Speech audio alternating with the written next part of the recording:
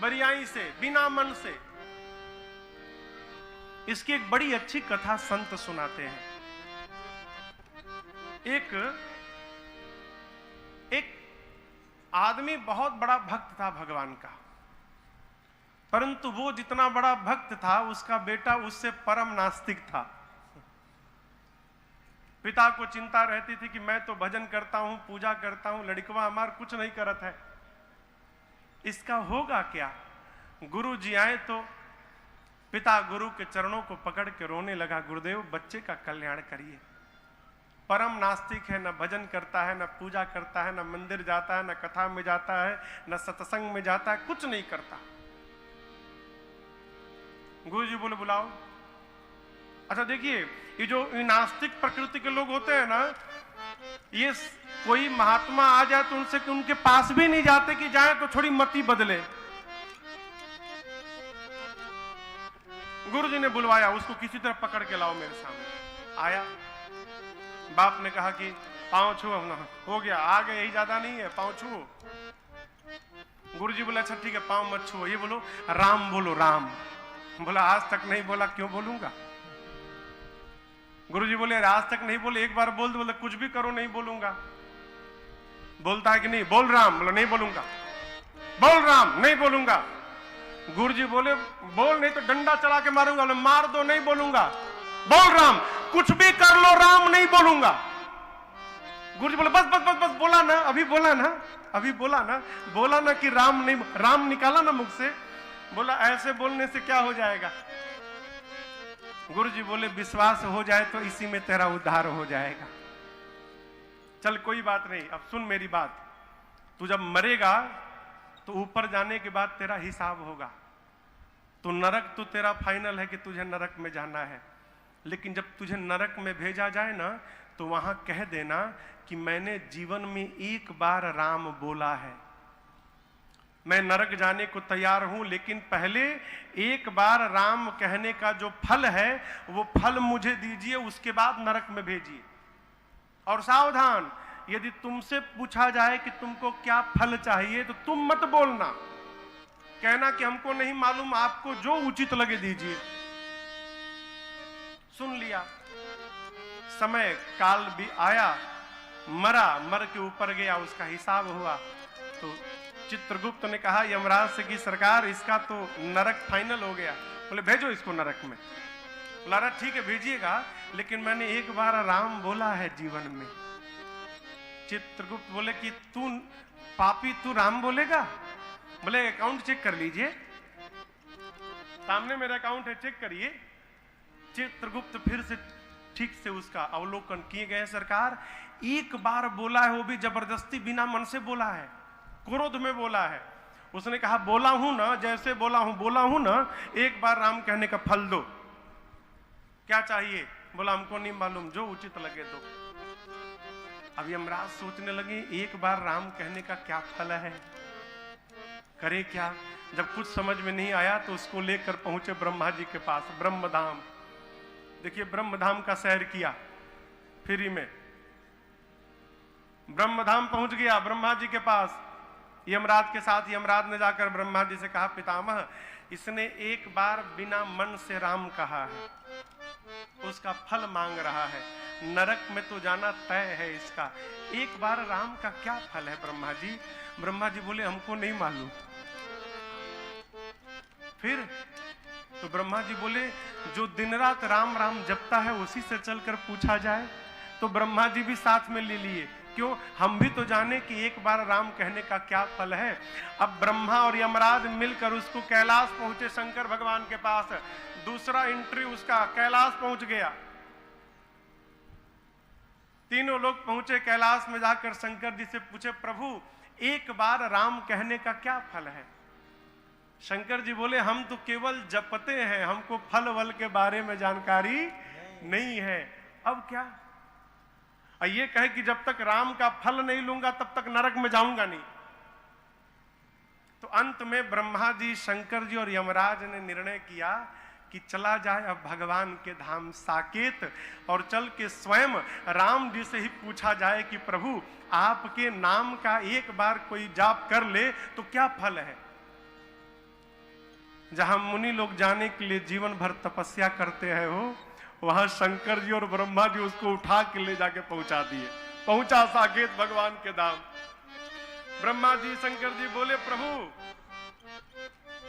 सुबह से दौड़ा रहा है हम लोगों को, ये एक बार बिना मतलब में आपका नाम ले लिया है और इतना चतुर है, कहता है कि एक बार राम कहने का फल बताओ फिर नरक में भेजो।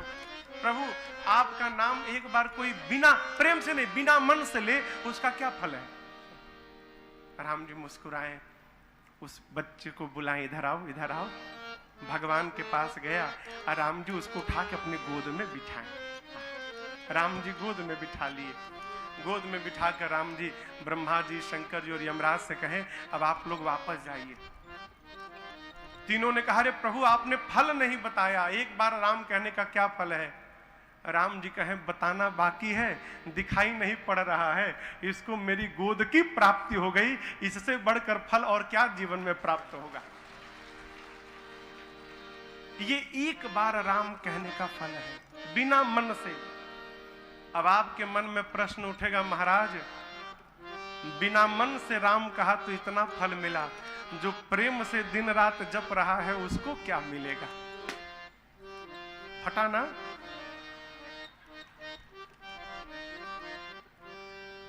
क्या फल मिलेगा?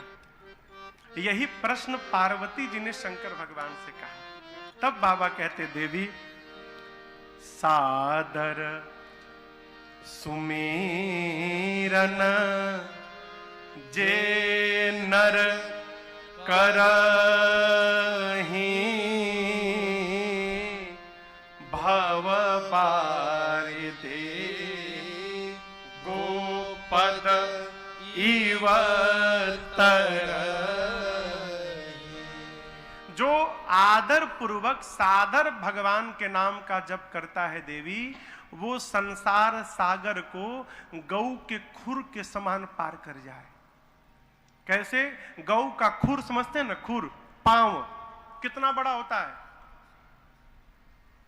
गौ का पांव कितना बड़ा होता है? इतना बड़ा, इतना बड़ा मान लो, इतना बड़ा खुर होगा। अब आप कल्पना करिए, आपको यहां से उस खंभे तक जाना है, अब बीच में इतना बड़ा गड्ढा हो, केवल इतना बड़ा गड्ढा हो, तो आप जाकर सोचेंगे वहां पर कि इसको दौड़ कर पार करूं कि सीढ़ी लगा कर पार करूं, हाँ कैसे पार करूं? कोई सोचेगा?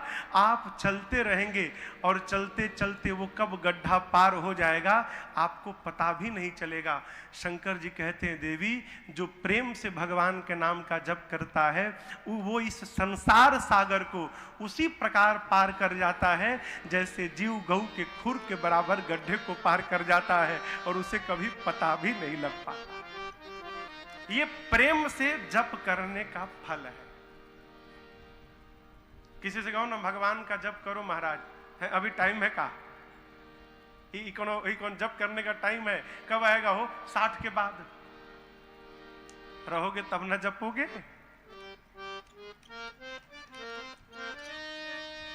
धरती पर केवल एक व्यक्ति ऐसा था जो डंके की चोट पर कह सकता था कि 7 दिन के भीतर मुझे कोई माई का लाल मार नहीं सकता। केवल एक व्यक्ति था। कौन? राजा परीक्षित। आप भागवत जी की कथा सुनते होंगे आप लोग। परीक्षित को मालूम था कि 7 दिन बाद तक्षक नाग आकर मुझे डसेगा और मैं मरूंगा, तो ये गारंटी था उनके पास कि 7 दिन के भीतर मुझे कोई मारने वाला पैदा नहीं हुआ है। लेकिन ये गारंटी हम आप नहीं दे सकते। हम नहीं कह सकते कि कल हम रहेंगे या नहीं रहेंगे।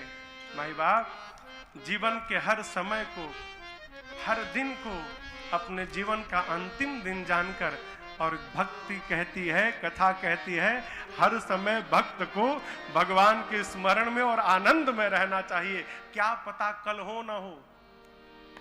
विवेकानंद जी कहते, उठो उठो और आगे बढ़ो, क्या पता कल हो ना हो। 4 दिन की जिंदगी है यार, 4 दिन में ही ऐसा जियो कि तुम्हारे पीछे तुम्हारा कुछ चिन्ह छूट जाए, जिसको देखकर लोग याद करें था कोई अवतार लिया था, ये चिन्ह छोड़कर चला जा गया यहां से। कुछ ऐसा कर चले दोस्तों, जब हम ना रहें तो हमारी कमी रहे। है? भगवान के नाम का स्मरण कब कब नहीं से परे है। भगवान के बारे में कोई तर्क करने आवे ना, तो पहले ही हाथ जोड़कर उसको प्रणाम कर लीजिए। कहिए देखिए आप तर्क में हमसे विजयी हो गए, हम आपसे पराजित हो गए, हम अपना पराजय स्वीकार करते हैं, आपको सीताराम बोल के निकल जाइए। क्यों? तर्क में पड़िएगा तो ये दिमाग जो है ना एकदम अझुराई जाएगा उसी में। तर्क ना करना चाहिए, ना तर्क में पढ़ना चाहिए। राम जी के बारे में शंकर जी कहते हैं, राम अतर्क्य बुद्धि मन बानी, मत हमार अस सुनहु सयानी। राम जी मनुष्य शरीर में क्यों आते हैं, जो कारण मुझे समझ में आता है वो मैं बताता हूं। जब जब होई धर्म के हानि, पाढ़हि असुर अधम अभिमानी।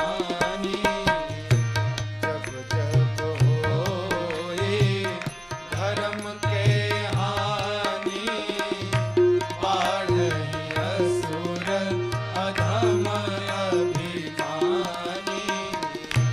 करहि अनीति जाई नहीं परनी, सीधहि विप्र धेनु सुर धरनी।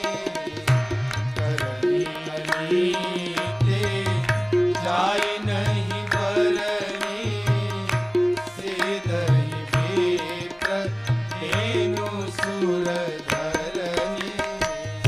तब तब प्रभु धरि विविध शरीरा, हरहि कृपा निधि सजन पीरा।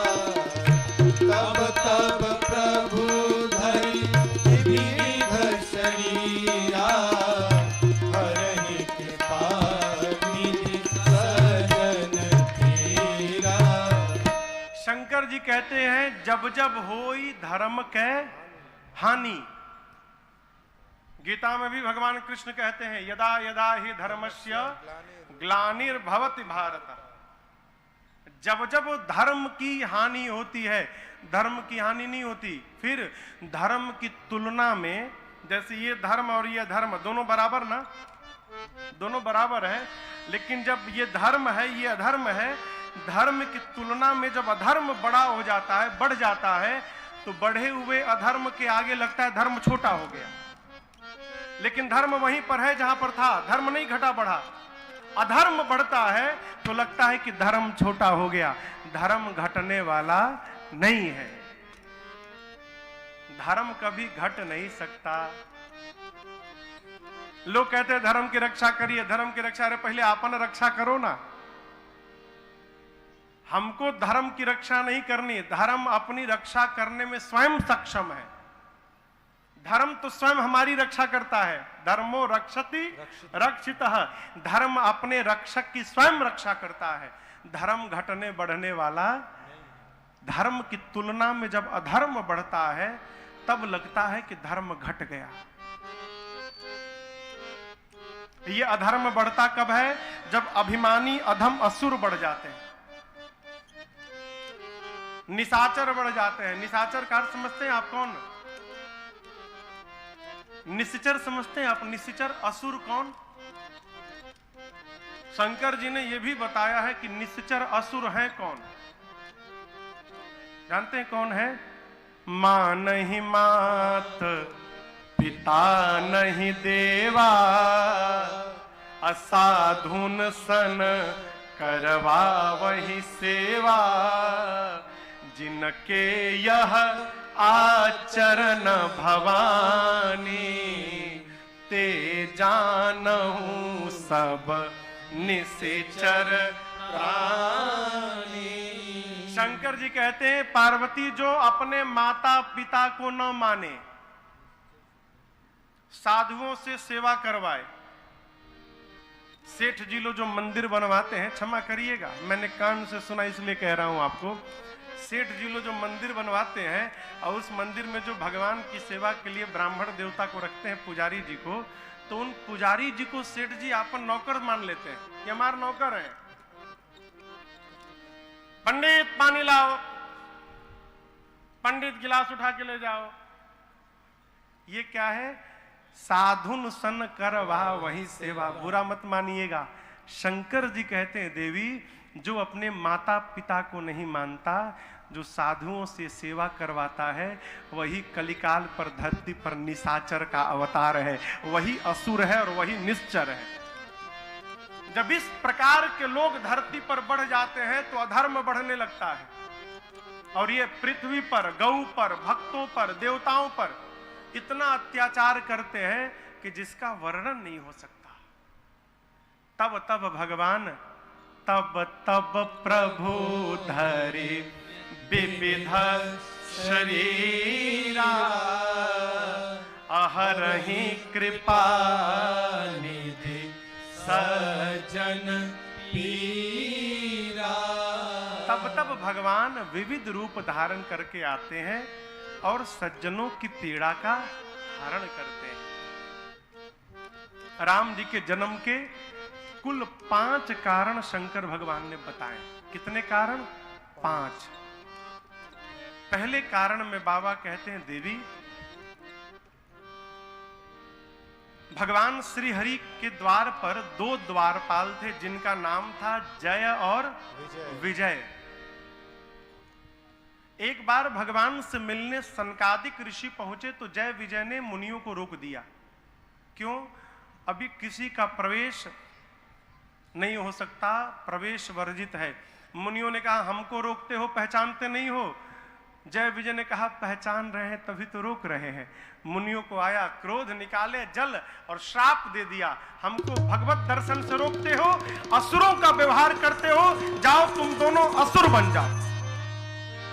श्राप दे दिया। श्राप सुनते ही भगवान दौड़कर बाहर आए, त्राहि माम, क्षमा करिए, मेरे परिकर हैं, क्षमा करिए। मुनियों ने कहा प्रभु असुर तो बनना पड़ेगा इनको, और एक बार नहीं 3-3 बार शरीर धारण करना पड़ेगा असुर योनि में। और एक बात कहूं, आपने मना करवाया ना, आपको भी कहता हूं, जब जब ये असुर बनेंगे तब तब आपको भी शरीर धारण करना पड़ेगा अपने इन परिकरों का उद्धार करने के लिए। यही कारण है कि ये जय विजय सतयुग में पहला अवतार लिए, हिरण्याक्ष और हिरण्यकश्यप बने। तो हिरण्याक्ष को मुक्त करने के लिए भगवान वराह अवतार लिए और हिरण्यकश्यप को मुक्त करने के लिए भगवान नरसिंह अवतार लिए। पहला जन्म। दूसरा जन्म त्रेता में रावण कुंभकर्ण के रूप में भया, जिनके लिए भगवान राम अवतार लिए। और तीसरा जन्म द्वापर में शिशुपाल और दंत वक्र के रूप में भया, जिनके लिए परमात्मा श्री कृष्ण ने अवतार लिया। ये राम जी के जन्म का पहला कारण। दूसरे कारण में जो तुलसी मैया है ना, इन्होंने भगवान को श्राप दे दिया। पिछले जन्म में इनका नाम था वृंदा, परम सती असुराधिप नारी। असुरों का जो राजा था जलंधर। वृंदा भी असुर कुल में जन्म ली थी, लेकिन असुर कुल में आने के बाद भी वृंदा भगवान की बहुत बड़ी भक्त थी। वृंदा का विवाह असुरों के राजा जलंधर के साथ भया। वृंदा भगवान की पूजा करती थी और अपने पति के चरणों के प्रति सदैव निष्ठ बनाए रहती थी। और वृंदा का सतीत्व का ही कवच था कि जिसके कवच के कारण युद्ध में कोई भी देवता जलंधर को परास्त नहीं कर पाया। जब सारे देवता परास्त हो गए जलंधर से, तो देवता लोग मिलकर भगवान के पास गए, प्रभु आप कुछ करिए। तो भगवान ने कहा ठीक है जाइए आप लोग युद्ध करिए उससे, मैं करता हूं। युद्ध प्रारंभ भया। जलंधर जब युद्ध करने चला तो वृंदा ने कहा प्रभु जाइए, मैं आपकी कुशलता के लिए पूजा में बैठी हूं, जब तक मैं पूजन में बैठी रहूंगी आपका कोई बाल बांका नहीं कर सकता है। जलंधर गया युद्ध में, वृंदा बैठ गई पूजा में। उसी बीच भगवान श्रीहरि क्या किए, जलंधर का रूप बना के वृंदा के पास चले आए। वृंदा ने अपने पति के स्वरूप को देखा, पूजा से उठकर आई और जैसे पूजा से उठी उधर युद्ध में उसका पति जलंधर मार दिया गया। जैसे जलंधर मरा, उसका कटा हुआ सिर भगवान और वृंदा के बीच में आके गिरा। वृंदा ने पति के कटे हुए सिर को देखा, सामने पति के रूप में खड़े हुए पुरुष को देखा। वृंदा ने पूछा, कौन हो तुम? जैसे पूछा तो भगवान मारे शर्म के सिर नीचे करके अपने स्वरूप में आ गए। वृंदा ने कहा, भगवान होकर आपने मेरे साथ इतना बड़ा छल किया, श्राप देती हूं आपको मैं। आज जिस प्रकार आपने मेरे पति को छल करके मेरे से दूर किया ना, एक दिन यही मेरा पति आपके साथ छल करके आपकी पत्नी को आपसे दूर करेगा। और वृंदा ने तुरंत भगवान को पत्थल का बना दिया। उसी समय भगवान शालीग्राम भगवान के रूप में हो गए। जब भगवान पत्थल के बन गए शालीग्राम के ना, हाहाकार मच गया वो धरती पर। देवता आकर गिड़गिड़ाने लगे वृंदा के आगे, लक्ष्मी जी आके रोने लगी, सृष्टि समाप्त हो जाएगी। वृंदा ने फिर से भगवान को पहले जैसा बनाया और उसके बाद दाहिने पांव के अंगुष्ठ से योग अग्नि को प्रज्वलित करा के वृंदा ने अपने आप को जलाकर भस्म कर दिया। तब वृंदा के शरीर के राख से ये तुलसी जी का विरवा निकला। तब भगवान ने कहा, आज के बाद मेरा एक स्वरूप उस पत्थल का रहेगा जिसको दुनिया शालीग्राम के नाम से कह जानेगी। और आज के बाद शालीग्राम जी का विवाह इन्हीं तुलसी जी के साथ किया जाएगा। भगवान ने एक और बात कही, आज के बाद जब तक मेरे भोजन में, मेरे भोग में तुलसी जी का दल नहीं पड़ेगा, मैं कोई भी भोग स्वीकार करने वाला नहीं हूं। शंकर जी कहते हैं, देवी ये राम जी के जन्म का दूसरा कारण। दो कारण का तो शंकर जी ने थोड़ा थोड़ा विस्तार किया, लेकिन आपको बताऊं तीसरे कारण को ना शंकर भगवान एक चौपाई में ही कही गए। बाबा कहते हैं, देवी नारद श्राप दीन एक बारा, कल्प एक देहि लगी अवतारा। एक बार नारद जी ने भगवान को श्राप दिया, देवी एक कल्प में इसलिए अवतार भया। अब चौथा कारण सुनिए। मां ने कहा, रुकिए, शंकर जी क्यों नहीं सुनाए पूरी कथा? अरे नहीं, पूरी थोड़ी सी सुना देते संक्षेप में। शंकर जी जानते हैं कि नारद जी पार्वती के गुरु जी हैं। पार्वती जी सुनेंगी कि मेरे गुरुदेव ने भगवान को श्राप दे दिया तो इनके मन को दुख लगेगा, बिना मतलब में किसी के मन को क्यों दुखाया जाए, इसलिए शंकर जी ने उस कथा को संक्षेप कर दिया। पार्वती जी ने रोका, क्या कहा? मेरे गुरु जी ने, नारद जी ने श्राप दिया, अवश्य भगवान ने कोई अपराध किया होगा। देखिए गुरु भक्ति, पार्वती जी कहती हैं कि मेरे गुरु जी से अपराध नहीं हो सकता, अवश्य भगवान ने ऐसा कोई काम किया होगा कि विवश होकर मेरे गुरुदेव को श्राप देना पड़ा होगा। कहिए, इस कथा को विस्तार से सुनाइए प्रभु। शंकर जी बोले, हम तो सुनाना नहीं चाहते थे, लेकिन अब आप सुनना चाहती है तो चलिए सुना देता हूं। आपको बताऊं, नारद जी को श्राप मिला है। नारद जी एक स्थान पर 5 मिनट से अधिक नहीं रुक सकते। इसलिए आप टीवी में भी सीरियल में देखे होंगे, आध्यात्मिक सीरियल में नारद जी घूमते हुए मिलते हैं, कभी उनके घर कभी उनके घर। वो रुक नहीं सकते। क्यों? सती के पिता कौन थे? दक्ष